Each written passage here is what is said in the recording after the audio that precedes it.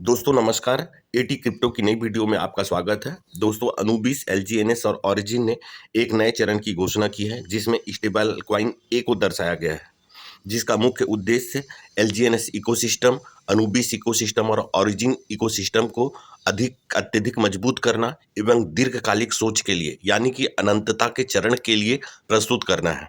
दोस्तों इसमें यह बताया गया है कि एक स्टेबल क्वाइन ए एक यूएसडीटी से बैक्ड होगा, यानी कि एक ए की कीमत एक यूएसडीटी क्वाइन के बराबर होगी, यानी कि एक यूएसडीटी की जो भी कीमत है वो एक स्टेबल क्वाइन ए की भी कीमत होगी। एवं इसे दीर्घकालिक सोच यानी कि इसे लंबे वक्त के लिए कम मीन्स ये है 2 4 5 साल 10 साल 20 साल ऐसी सोच के साथ इसको बनाया जा रहा है। दूसरी खास बात यह है दोस्तों इसकी कि इसकी जो सप्लाई होगी ये मांग के निश्चित नहीं है या अनंत भी नहीं है।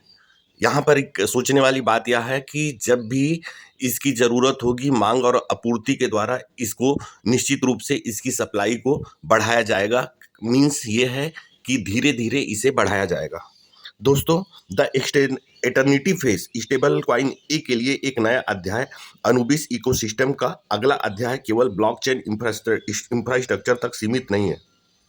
यह एक ऐसी निजी आपस में जुड़ी हुई ऑन चेन अर्थव्यवस्था बनाने के बारे में है और यहीं से स्टेबल क्वाइन ए महत्वपूर्ण हो जाता है। स्टेबल क्वाइन ए एटर्निटी फेज के लिए तैयार दस्तावेजी डिजाइन के अनुसार ए को अनुबिस पर एक प्राइवेसी केंद्रित स्टेबल क्वाइन के रूप में बनाया गया है, जिसका लक्ष्य है एक ए बराबर एक यूएसडीटी। इसमें 1:1 रिजर्व मॉडल का उपयोग बताया गया है, यानी जारी किए गए ए को रिजर्व परिसंपत्तियों द्वारा समर्थित करने का डिजाइन है। ए को प्रोटोकॉल के माध्यम से मिंट किया जाता है, जबकि संबंधित एलजीएनएस को बर्न किए जाने की बात कही है। इसकी मुख्य विशेषता दोस्तों प्राइवेसी केंद्रित लेन देन है, यूएस ड्यूटी से जुड़ी वैल्यू है, 1:1 रिजर्व बैक्ड डिजाइन की गई है। ए को मिंट करने पर एलजीएस बर्न होगा, अनुबिस चैन पर निर्मित है, स्थिर लिक्विडिटी और सेटलमेंट लेयर के रूप में डिजाइन किया गया है।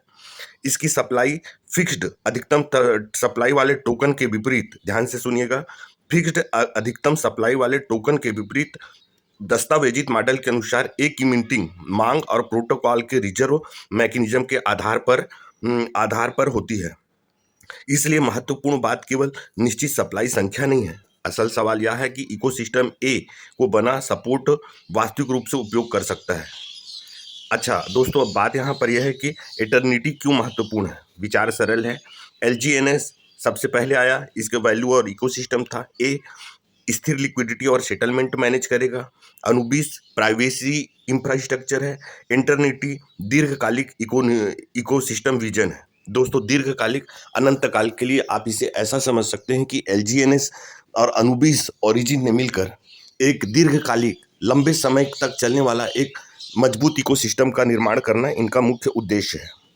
दोस्तों यहाँ पर खास बात यह है कि यदि एडाप्शन लिक्विडिटी और वास्तविक उपयोगिता एक साथ बढ़ते हैं तो स्टेबल क्वाइन ए अनुबिस इकोसिस्टम के भीतर एक महत्वपूर्ण सेटलमेंट एसेट बन सकता है। धन्यवाद दोस्तों।